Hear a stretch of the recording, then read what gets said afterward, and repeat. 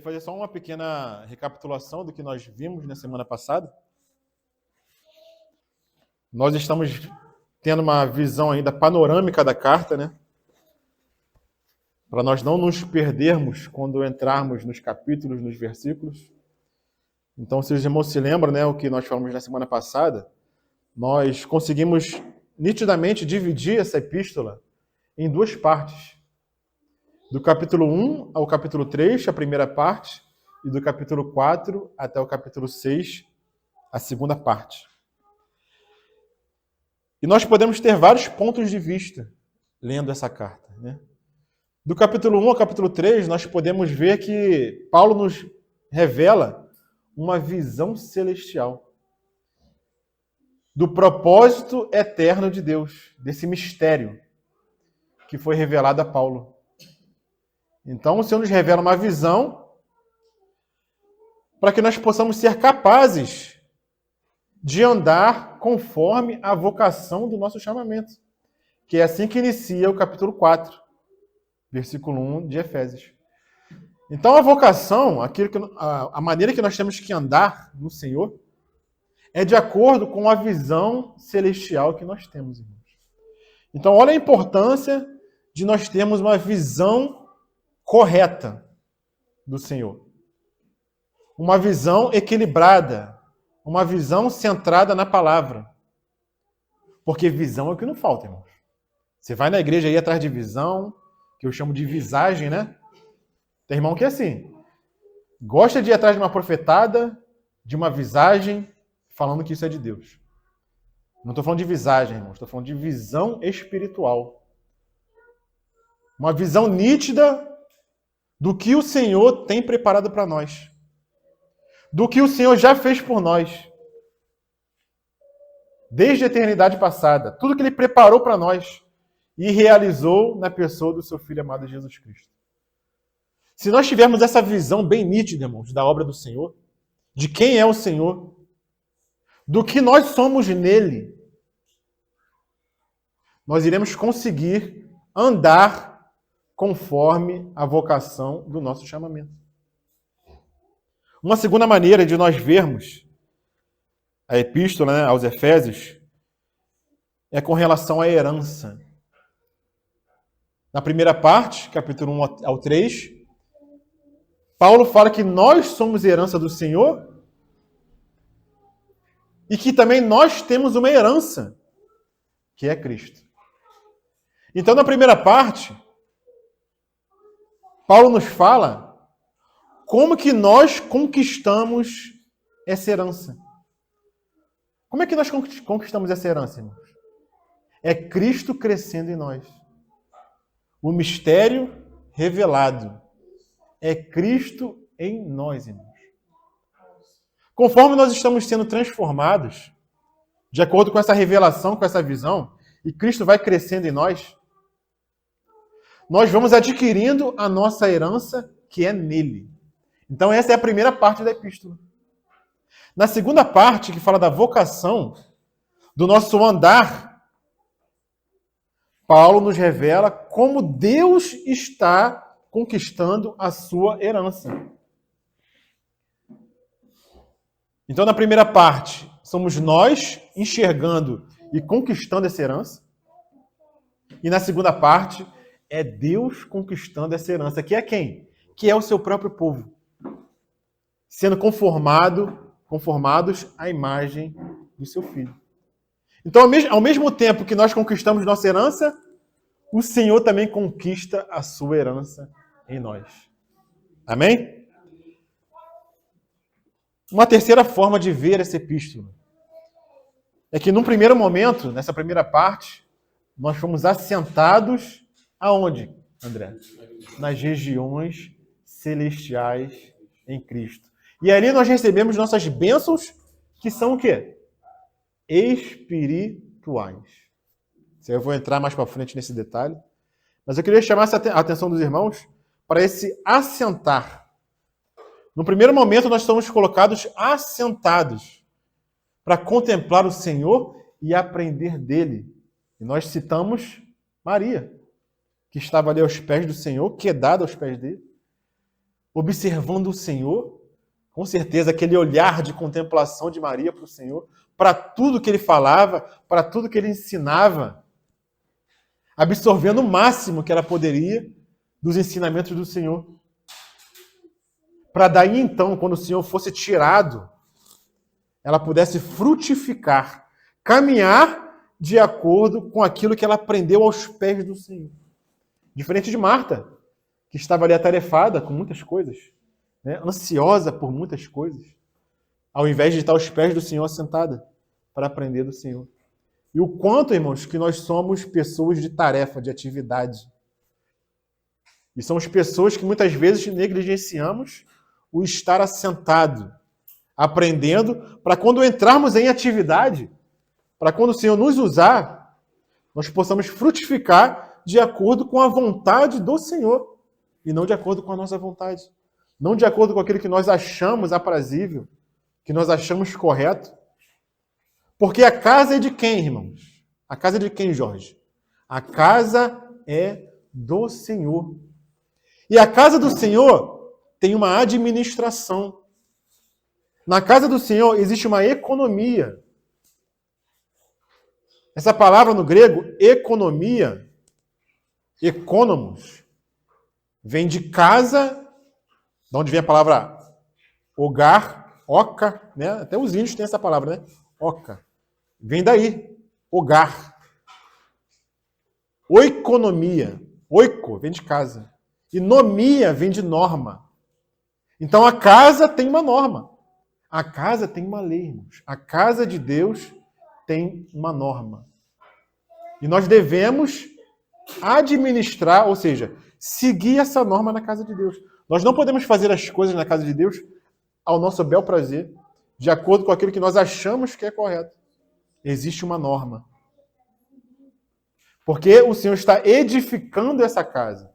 Imaginem, está o servente do pedreiro lá edificando a casa, e o mestre de obras, ou engenheiro, quem está ali de frente, diz que tem que fazer assim, assim e assim. E vai.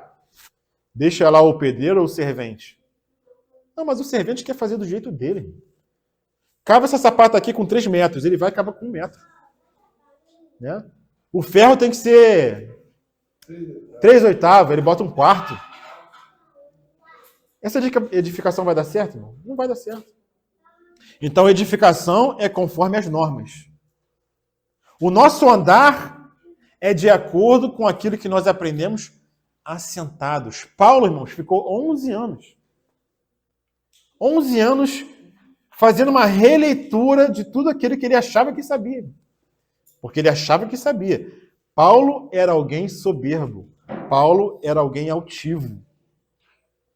Alguém que queria trabalhar para Deus da sua própria forma, de acordo com o seu pensamento, achando que estava fazendo serviço a Deus.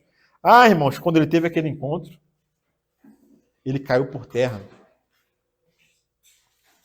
Então, no primeiro encontro que o Senhor teve com ele, ou que ele teve com o Senhor colocou logo ele assentado, né? Caiu logo por terra. Porque é assim que o Senhor faz conosco, irmão. Nós só podemos aprender do Senhor se estivermos assentados. E aí que o Senhor nos colocou, irmãos, assentados nas regiões celestiais. Para que possamos aprender do Senhor perpetuamente. Não é que nós vamos ficar ali assentados passivamente, sem fazer nada. O nosso lugar foi colocado ali, irmãos, mas para que nós possamos trabalhar para o Senhor quando o Senhor for nos usar na sua obra. Mas sempre ali, ó, eu tenho um lugar assentado para sempre estar aprendendo do Senhor. Então nós podemos ver essa epístola também de acordo com esse prisma. Assentados e no segundo momento andando, conforme essa visão, para que cumpramos a vocação do nosso chamamento. Então, enquanto nós ganhamos nossa herança, o Senhor também ganha a sua herança conforme o nosso andar, conforme o nosso testemunho, conforme os nossos relacionamentos. Nós fomos colocados assentados, se os irmãos abrirem aqui em Efésios, né? Capítulo 1.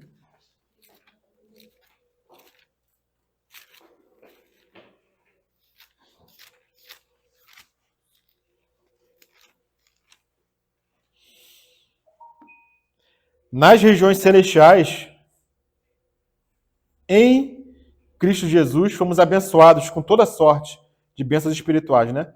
Nas regiões celestiais, em Cristo. Paulo começa essa epístola aos Efésios de um modo diferente de Romanos. Romanos é conhecido como Evangelho de Paulo. E nós também podemos falar que Efésios também é o Evangelho de Paulo. Mas em Romanos, como é que Paulo começa esse Evangelho de Deus? Se nós abrirmos lá em Romanos,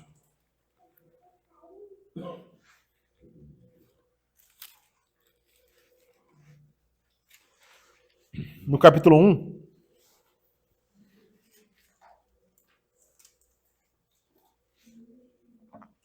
Paulo vai começar com o homem, lá em Romanos.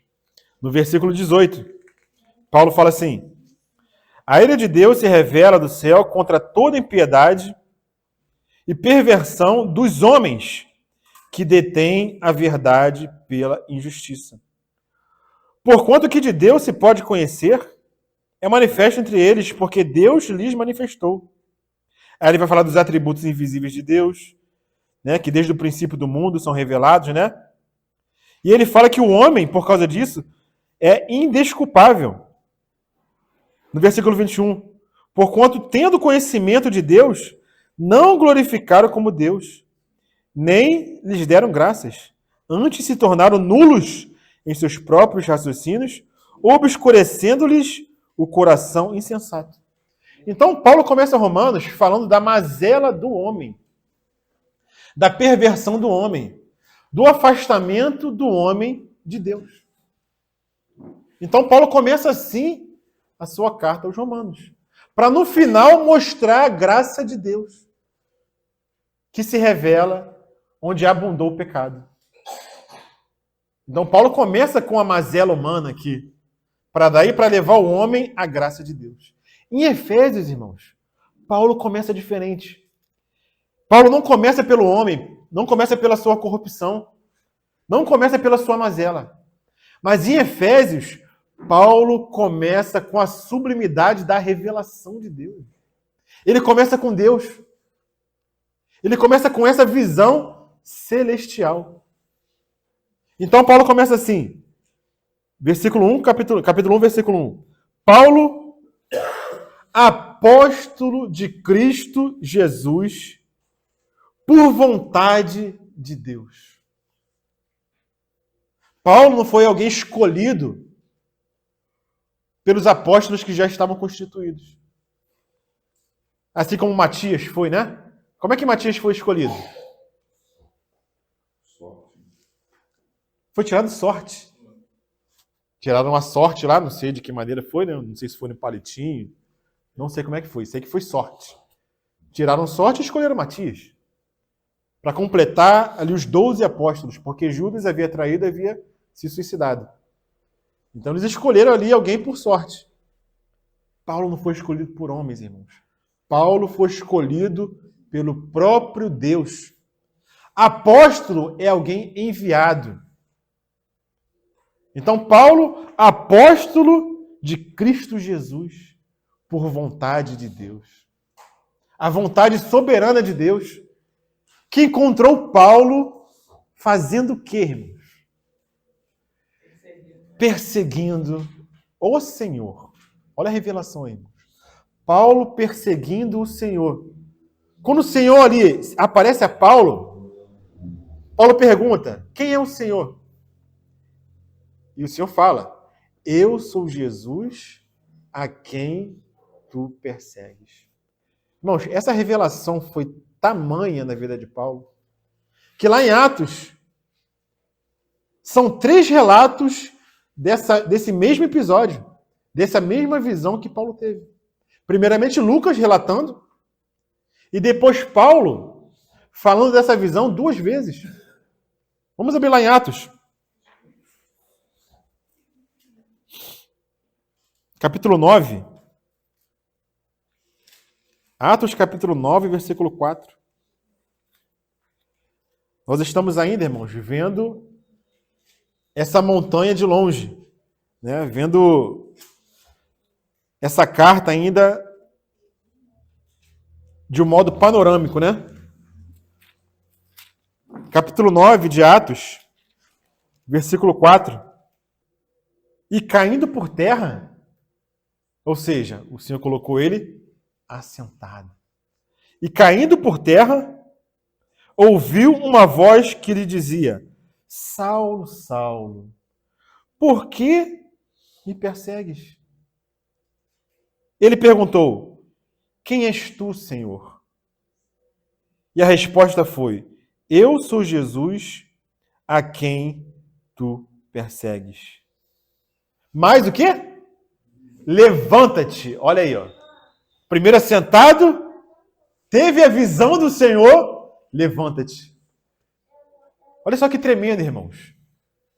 Isso que aconteceu com Paulo, com aquilo que ele está falando em Efésios. Assentado nas regiões celestiais, capítulo 4. Andar conforme a vocação do vosso chamamento. Levanta-te e entra na cidade, onde te dirão o que te convém fazer. O que te convém o quê, irmãos? Fazer. Depois da visão, aí ele tinha algo a fazer. Mas isso vai acontecer na vida dele, aqui foi somente um portento, né, do que vai acontecer na prática na vida de Paulo. Ele vai ficar 11 anos assentado. Somente assentado. Para daí então começar suas viagens missionárias. Não que ele saiu de estar assentado, não que ele deixou de estar assentado, mas que agora ele podia fazer algo para o Senhor.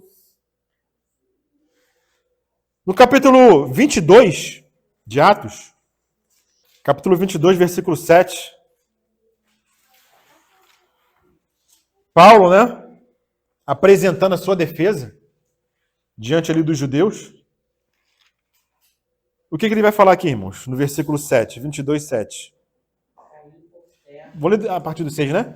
Ora, aconteceu que indo de caminho, e já perto de Damasco, quase ao meio-dia, repentinamente grande luz do céu brilhou ao redor de mim. Olha a visão celestial.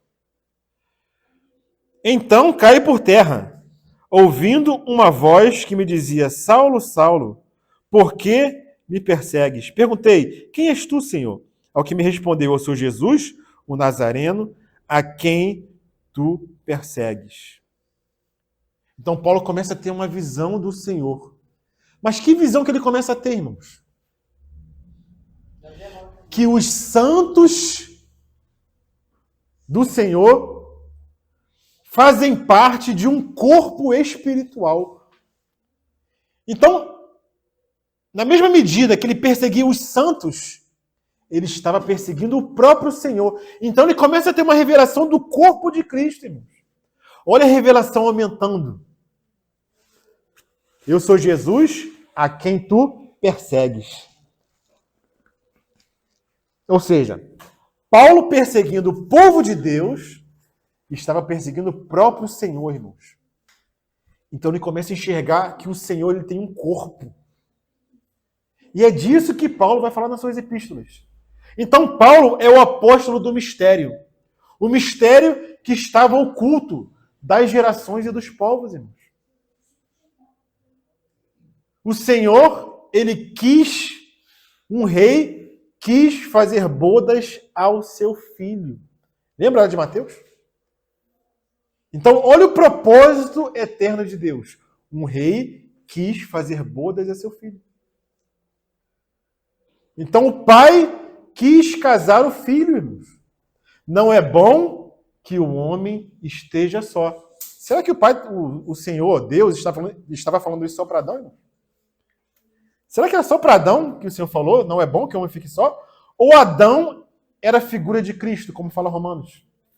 Adão é figura daquele que viria. Então não é bom que o homem esteja só. Então o que o pai está fazendo? Far-lhe-ei uma ajudadora que lhe seja compatível, que lhe seja idônea. Então olha a igreja do Senhor sendo preparada para esse casamento, irmão. Porque hoje a igreja não está preparada. Porque a igreja ainda não é idônea. A igreja ainda não está conforme o Senhor. A igreja não é consoante ao Senhor. Então ainda não é o momento do casamento. Porque a visão que Paulo teve foi que o Senhor é cabeça de um corpo. E esse corpo está sendo formado, irmãos. Então essa revelação, essa visão de Paulo, ela vai crescendo, ela vai aumentando. E essa visão começou aqui, irmãos. Ele caindo por terra e tendo a visão do Cristo glorificado. Eu sou Jesus a quem tu persegues. E Paulo vai relatar essa visão mais uma vez, lá no capítulo 26. Capítulo 26, versículo 9. Fala assim, ó. Na verdade, a mim, me parecia que muitas coisas devia eu praticar contra o nome de Jesus o Nazareno. Olha o que parecia para Paulo, Jorge. Para ele parecia que ele devia praticar, ou seja, atividade. Olha só o que atividade sem visão celestial faz, irmão. Deveria praticar contra o nome de Jesus o Nazareno. E assim eu procedi em Jerusalém. Havendo eu recebido autorização dos principais sacerdotes, encerrei muitos dos santos. Se ele encerrou santos, ele encerrou Cristo, o próprio Senhor.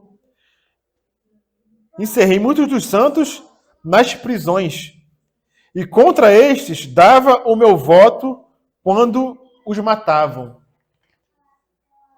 Então ele fala da testemunha fiel do Senhor, que era Estevão.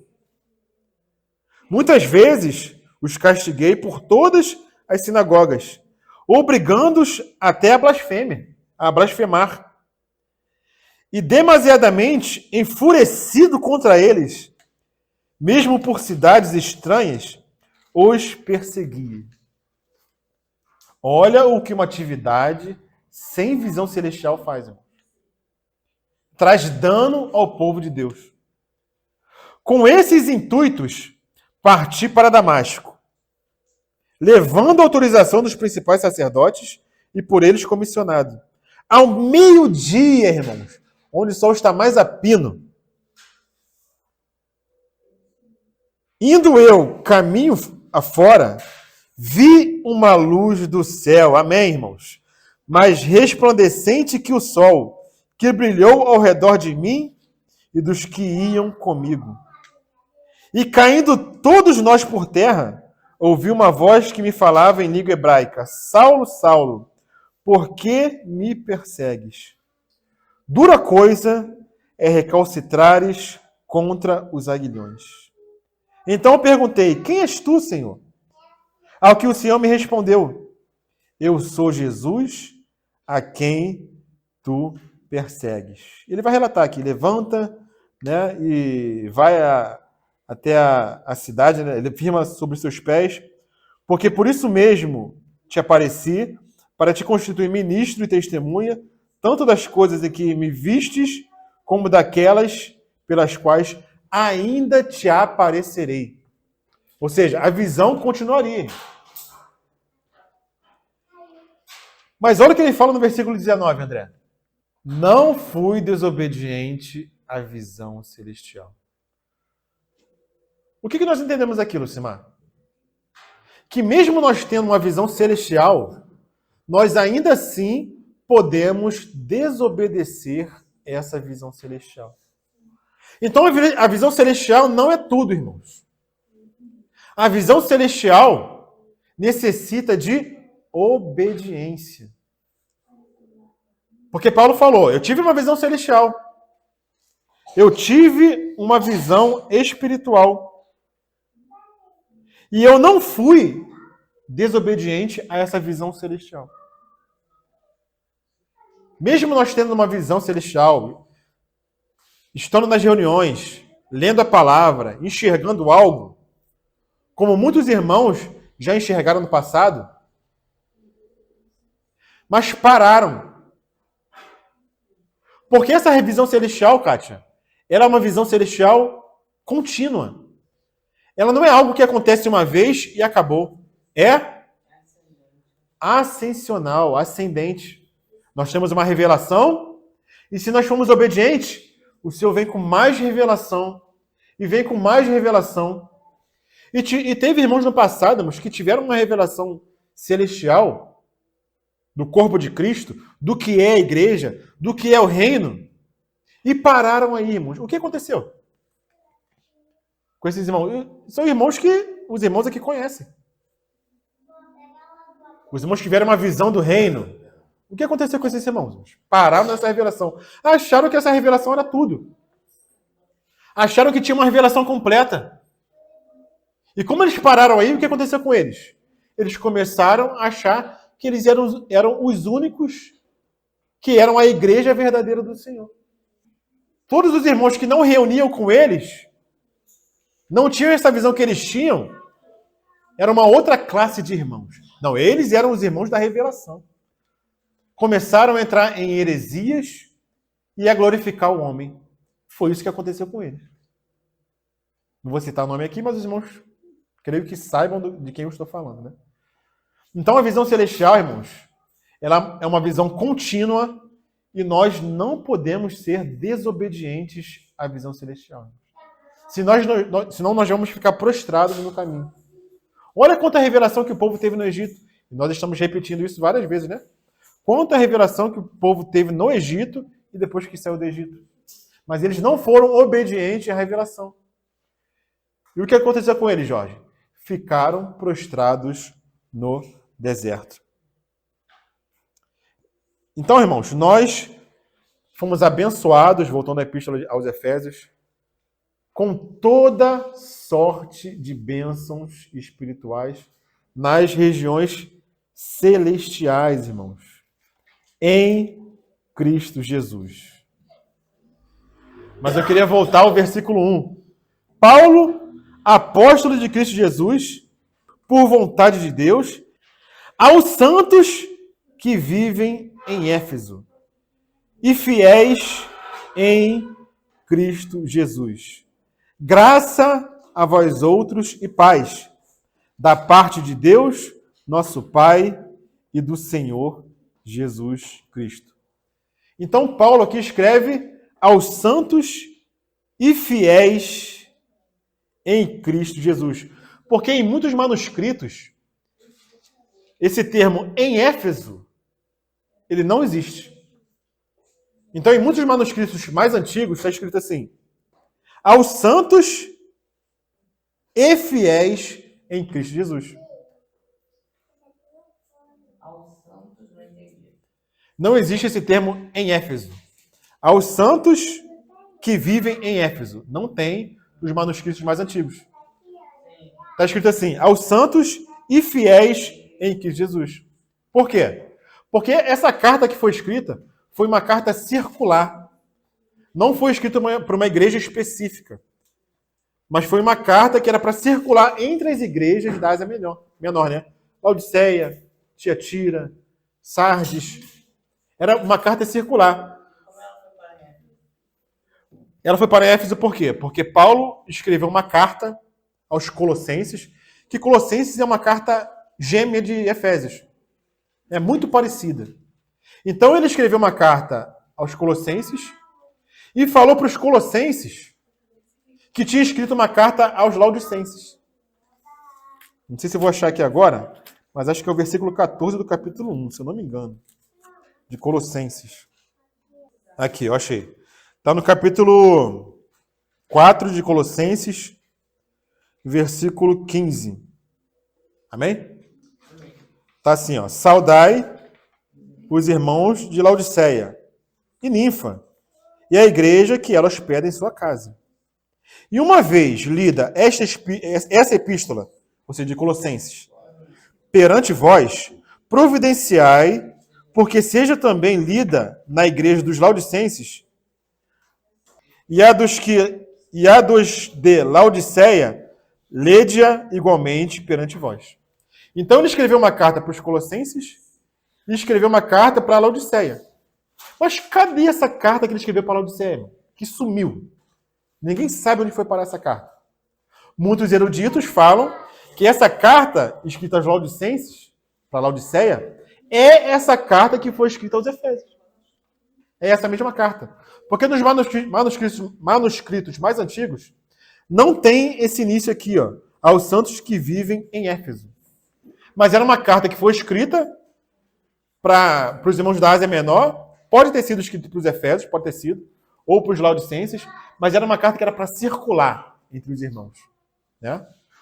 Então aqui, muitas vezes, em muitos manuscritos não tem. Porque essa carta era a carta que foi escrita aos Laodicenses, que era para circular ali na Ásia Menor. Amém? Amém.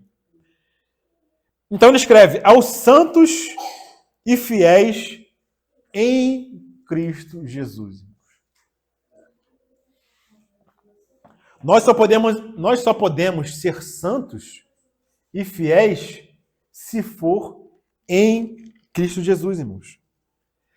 Nós só podemos ser santos e fiéis se nós estamos em Cristo. Se nós nascemos de novo. Se nós nascemos pela segunda vez, irmãos. Porque nós nascemos uma vez, mas nós nascemos aonde, irmãos? Nascemos em Adão. Em Adão, ninguém pode ser santo e nem fiel. Somente em Cristo, irmãos, nós podemos ser santos e fiéis. Lá em 1 Coríntios, capítulo 15, versículo 22, fala assim: porque assim como em Adão todos morrem, ou seja, nascemos uma vez em Adão. Em Adão, todos morrem, são condenados à morte. Assim também, todos serão vivificados em quem, irmãos? Em Cristo. Então tudo, Jorge, é em Cristo. E como eu já falei para os irmãos, Paulo usa essa expressão em Cristo quantas vezes? Nas suas epístolas? 106 vezes.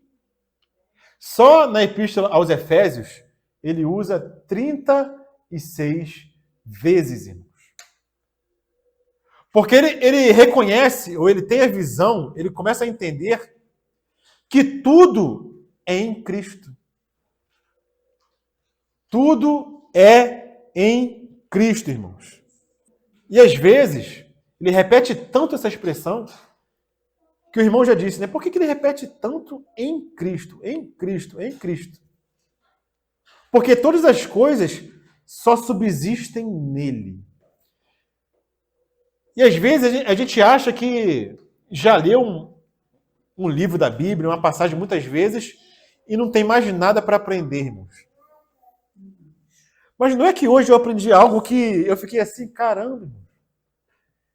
Eu li tantas vezes isso aqui, mas nunca vi dessa forma. E achava que já, ó, isso aqui não tem mais nada para aprender, isso aqui já sei tudo. Mas hoje eu aprendi algo novo. E foi algo que eu aprendi com o irmão Daniel de Queiroz. Podia ser, né?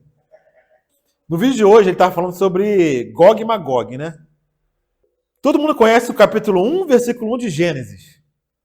No princípio, criou Deus os céus e a terra. No princípio, criou Deus os céus e a terra. O que eu aprendi de novo nesse versículo, irmãos? Como é que é esse versículo no hebraico? Bereshit bara Elohim. No princípio, criou Deus. Bereshit, no princípio. Bara, criou Elohim. No princípio, criou Deus. Bereshit, no princípio. Aí vem o irmão Daniel e fala ele lendo Ezequiel, falando de Gog e Magog. Gog de Magog, príncipe de Meseque e Tubal. Príncipe, governante, cabeça, em hebraico é Rosh. Rosh. Então é cabeça, né? Princípio, o principal, o príncipe, Rosh. E esse Rosh vem de Bereshit. Bereshit vem Rosh. Então ele fala o seguinte, esse Bereshit não é somente princípio. No princípio criou Deus. Bereshit é cabeça, irmãos. Então como que a gente pode ler esse versículo 1 1 de Gênesis. Não é somente no princípio, no cabeça Deus criou os céus e a terra. Conseguiram entender essa palavra, Bereshit? Que não é só no começo, não é só no princípio. É no cabeça Deus criou os céus e a terra. Não muda o versículo? Ou não muda para os irmãos? Para mim muda muito. Que cabeça é esse que o Senhor criou os céus e a terra? Foi em Cristo, irmãos. Em Cristo Deus criou os céus e a terra. Bereshit não é só o princípio. É governante, é cabeça, é príncipe. Então todas as coisas foram feitas nele. E o primeiro versículo da Bíblia nos traz essa revelação, essa visão, irmãos, logo no começo. Então não é simplesmente no princípio. É no cabeça, no príncipe, no principal. Então todas as coisas são feitas nele. Por isso que Paulo fala toda hora. Em Cristo, nele, no Senhor. Porque é tudo nele, irmãos. Inclusive os ímpios somente estão de pé, irmãos, e vivem até o final da sua vida em pecado, porque o Senhor, nele subsiste todas as coisas. O irmão já falou que se não fosse o Senhor sustentar todas as coisas, o universo já teria se desfeito, irmãos, em caos. Então, qual é o mistério que Paulo vai revelar nessa carta aos Efésios? Cristo encabeçando todas as coisas. Então, por isso que Paulo vai falar aos santos e fiéis. Não poderia parar aí? Mas são santos e fiéis em Cristo Jesus. Irmão. Somente nele. Tudo é para ele, por ele, nele. Então é essa visão que Paulo começa a revelar. Porque Paulo é o apóstolo do mistério. E que mistério é esse? O mistério revelado é Cristo em nós, esperança da glória bendita de Deus Pai, para que o mundo possa ver. Ver o quê? Esse mistério revelado. Que mistério é esse? É Cristo em nós. É a igreja. O mundo vai crer por meio da igreja. Esse é o mistério revelado. Porque Cristo tem que ser cabeça sobre todas as coisas. Mas esse encabeçamento começa onde, irmãos? Começa em nós, começa na igreja. Nós nos submetendo ao Senhor. Então, Deus vai fazer convergir em Cristo todas as coisas. Por onde que ele começou, irmão? Por nós, André, pela igreja. Porque nós somos o corpo, mas temos um cabeça que é quem? Cristo. Bereshit bara Elohim. No cabeça, Deus criou os céus e a terra. Lembra de Provérbios capítulo 8? Da Sofia? O que é Sofia, irmãos? É sabedoria. A sabedoria de Deus. Eu era o seu arquiteto. Então, enquanto o Senhor estava criando todas as coisas, a sabedoria estava ali presente, sendo seu arquiteto. Aos santos e fiéis em Cristo, graça a vós outros e paz, da parte de Deus, nosso Pai, e do Senhor Jesus Cristo. Então, nessa saudação, Paulo fala o quê? Graça e paz, irmãos. Nós só podemos ter paz porque temos graça. Sem graça, não é possível ter paz. A graça, ela nos exige. A lei também nos exige. Mas qual a diferença da graça e da lei? Os dois nos exigem algo. Mas a graça capacita. A graça nos capacita a fazer a vontade de lei, do Senhor. A lei somente nos aponta, somente nos acusa, somente nos condena. Mas na graça, irmãos, nós temos paz. Então, graça a vós outros e paz, irmãos. Somente em virtude da graça nós podemos ter paz para com Deus. E por que nós podemos ter paz por meio da graça? Porque Cristo já pagou todo o preço que nós devíamos, irmãos. Então a nossa paz advém dessa graça. Sem essa graça, nós não poderemos ter paz para com Deus. Se abrirmos aqui em Colossenses, que é a carta gêmea, né, de Efésios, no capítulo 2, versículo 14. Achou aí, Kátia? Pode ler.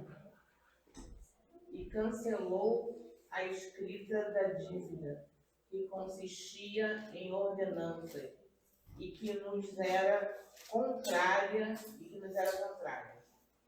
Ele a removeu, pregando-a na cruz. Então essa dívida que não nos deixava ter paz para com Deus, Cristo fez o quê? Ele rasgou esse escrito de dívida, como se fosse algo no cartório, Malvino. Estava lá protestado contra você. Ele chegou lá e pagou essa dívida. E fez o quê? Ele rasgou esse escrito de dívida, cravando na cruz, inteiramente na cruz. Isso é graça, irmãos. E por meio dessa graça, nós temos paz para com Deus. Não devemos temer esse Deus, porque a ira de Deus, como nós lemos em Romanos, ela se revela contra toda a impiedade. Mas aqueles que estão em Cristo, irmãos, já não tem mais esse escrito de dívida. Então a ira de Deus não permanece sobre a igreja, sobre aqueles que estão em Cristo Jesus. Hebreus capítulo 4, versículo 16. Vou ler aqui desde o versículo 14. Hebreus 4, 14. Tendo, pois, Jesus, Filho de Deus, isso aqui é graça, tá, irmãos? O que eu estou lendo aqui é graça. Tendo, pois, a Jesus, Filho de Deus, como grande sumo sacerdote, que penetrou os céus, conservemos firme a nossa confissão.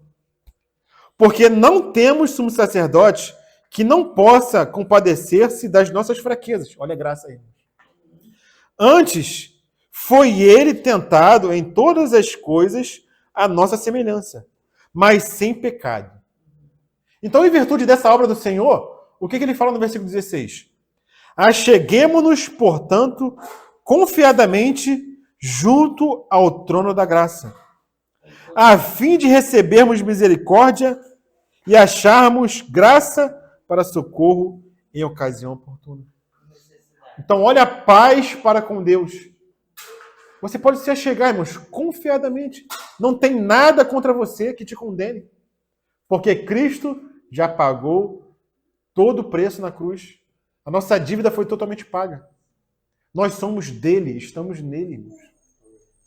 Então nós temos um trono de graça onde nós podemos nos achegar confiadamente. Não é que nós não temos pecados que não devam ser confessados, não é isso.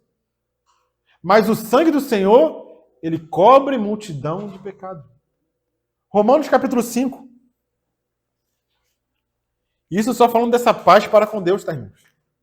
Romanos 5, 1. Justificados, mediante a fé, temos paz com Deus por meio do nosso Senhor Jesus Cristo. Amém. Olha aí o versículo aí que completa Efésios, capítulo 1, versículo 1. Aos santos e fiéis em Cristo Jesus, paz é graça e paz. Por quê? Porque nós fomos justificados mediante a fé, temos paz com Deus por meio de nosso Senhor Jesus Cristo. Então nós temos que nos apropriar dessa paz, irmãos. Muitas vezes nossa consciência nos acusa. Poxa, hoje eu não vou orar não porque eu fiz isso. Hoje eu pensei aquele negócio que não era para pensar. E você começa a entrar no conflito para com Deus. A sua comunhão fica abalada. Você não consegue orar como você orava antes. Porque parece que alguma coisa foi bloqueada. Então você tem até medo de chegar diante do Senhor. Irmãos, nós temos paz para com Deus, porque a dívida foi paga. Então nos acheguemos confiadamente. Não tenha medo de chegar diante do Senhor. Filhinhos, não pequeis. Ou seja, não é para a gente pecar. Nós não temos que pecar. Mas se nós pecamos, irmãos, nós temos o quê? Um advogado, irmãos. Fique em paz. Nós iremos pecar, irmãos. Nós não devemos viver em pecado. Nós vamos errar, irmãos. Mas que isso também não seja algo cotidiano. Porque nós temos perdão em Cristo? Temos. Amém. Mas o Senhor também não quer que a gente fique pedindo perdão todo dia. Pelas mesmas coisas. Sabia que o Senhor não quer isso? Todo dia você pede perdão, pede perdão. Quando que você vai parar de pecar? Somente quando estiver na glória? Não, o Senhor quer que isso aconteça aqui. Pecar deve ser algo excepcional. Pecar pode ser algo esporádico. Não tem que ser uma regra em nossas vidas. O pecar toda vez, o pecar toda hora, o pecar todo dia, revela uma falta de maturidade. Revela uma infantilidade em Cristo. E o Senhor não quer que nós sejamos infantis nele. O Senhor quer que nós amadureçamos. O Senhor também não é intenção do Senhor fazer uma lista de coisas que você não pode fazer. Essa não é a intenção do Senhor. A palavra do Senhor não é uma lista exaustiva daquilo que desagrada o Senhor. Não existe uma lista exaustiva. Então muitos falam, por que eu não posso fazer tatuagem? A palavra não diz nada, a palavra não diz. O Senhor não quer uma lista exaustiva. Ele quer que você amadureça nele e pelo Espírito você possa discernir o que agrada o Senhor daquilo que não agrada o Senhor. Todas as coisas me são lícitas, mas eu não vou me deixar prender por nenhuma delas. Será que existe uma lista daquilo que eu posso e não posso fazer, irmão? Não existe. Então Paulo fala, se o comer carne escandaliza meu irmão, não tem nenhum versículo dizendo que você não pode comer carne. Mas se escandaliza meu irmão, eu não vou fazer. Isso é o quê? É maturidade. Maturidade, ruiotesia. Que Paulo vai falar aqui em Efésios, no capítulo 1, versículo 3. E eu já estou pulando para o 3, né? Mas eu quero permanecer no 1. Efésios, capítulo 1, versículo 5. O Senhor nos predestinou para quê, irmãos?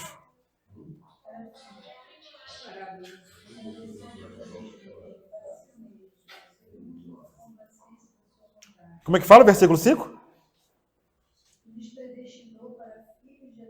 Pronto, só até aí. E nos predestinou para quê? Eu não gosto dessa tradução. A minha está assim.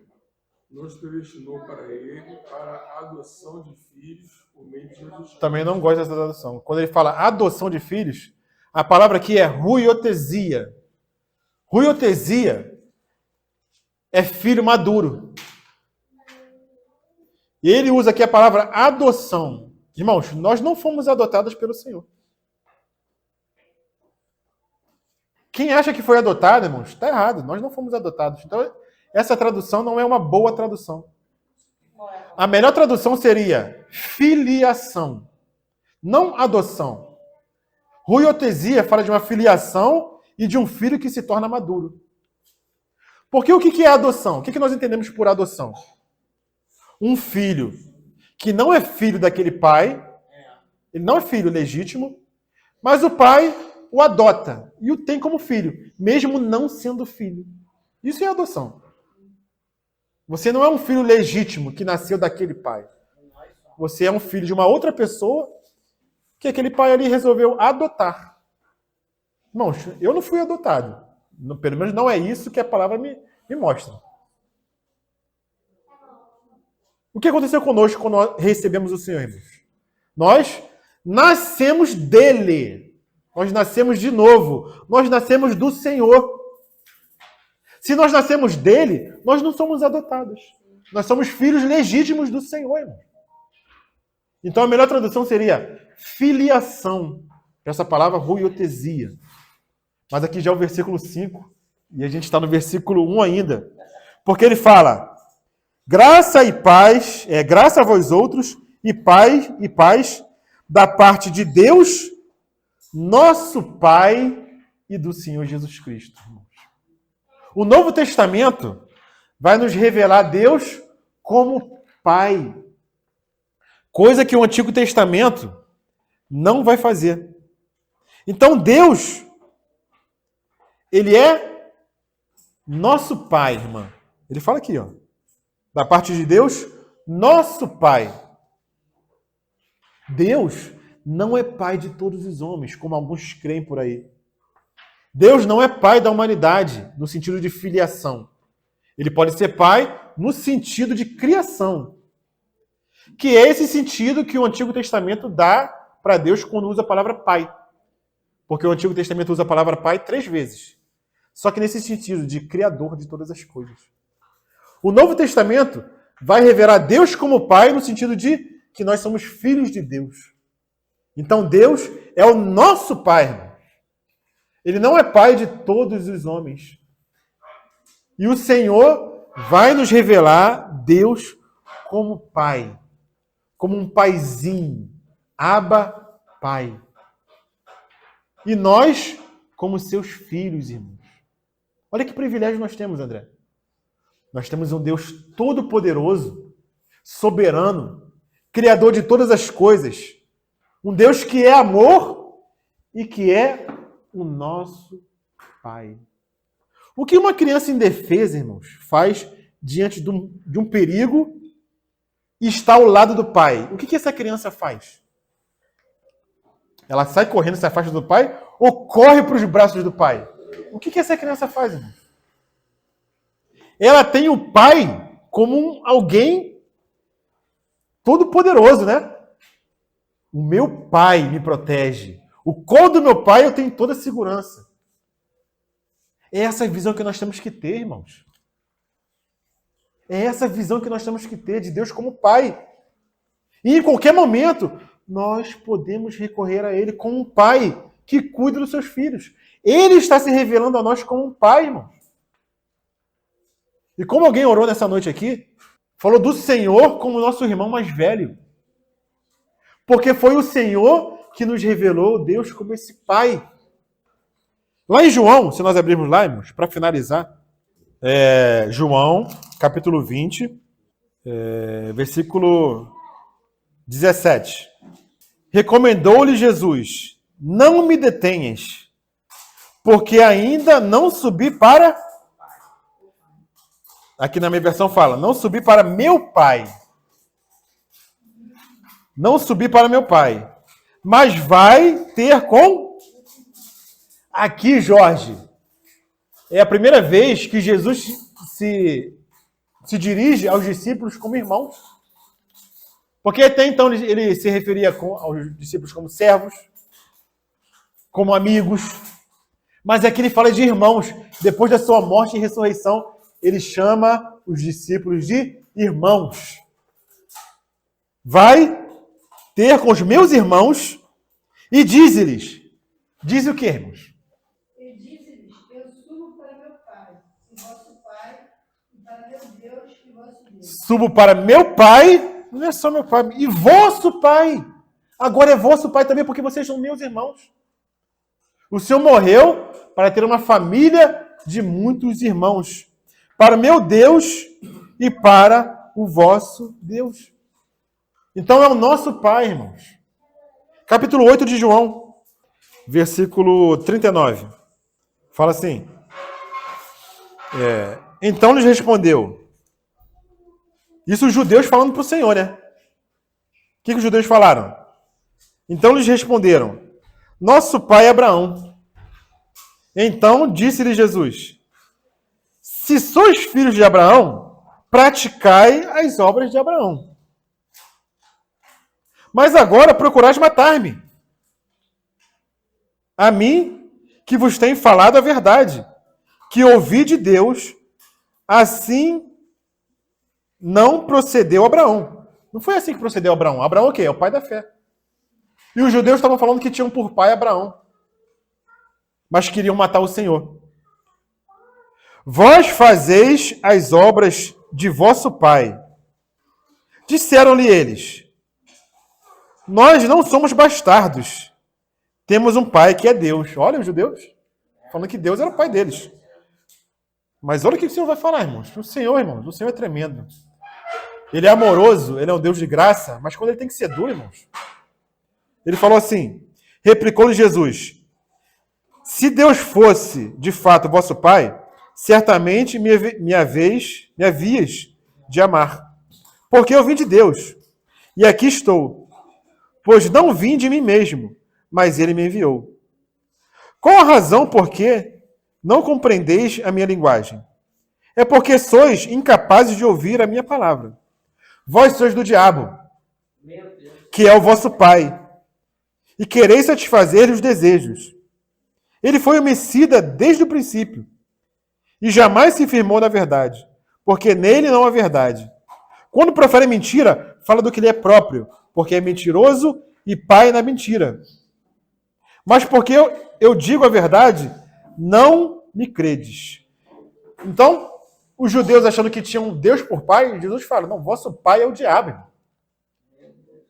Deus é pai daqueles que creem nele, daqueles que se submetem a ele, daqueles que estão em Cristo Jesus.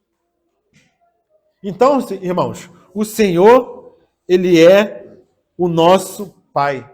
Então, graça e paz da parte de Deus e de nosso Pai, porque somente nele nós temos paz, irmãos. Somente no Senhor. E para finalizar, vamos acabar aqui o primeiro versículo do primeiro capítulo de Efésios, irmãos. Porque ele fala assim: graça a vós outros e paz da parte de Deus, nosso Pai, e do Senhor Jesus Cristo. Então a paz é conjunta. Não é só da parte de Deus, não é só da parte de Jesus Cristo. É da parte de Deus e de Jesus Cristo. Porque eles são... Eu e o Pai somos um. Então se a paz vem deles, nós temos uma paz completa, irmãos. Que o mundo não pode nos dar. Essa paz que o mundo não entende. Somente nós, que temos uma visão celestial e somos obedientes a essa visão celestial, e essa visão celestial vem crescendo em nós, somente nós podemos entender essa paz. Essa paz que se manifesta em meio ao caos. E as pessoas não entendem quando nós estamos tranquilos em meio ao caos, irmãos. Então é essa paz que tem que nos ganhar a cada dia, irmãos. Amém?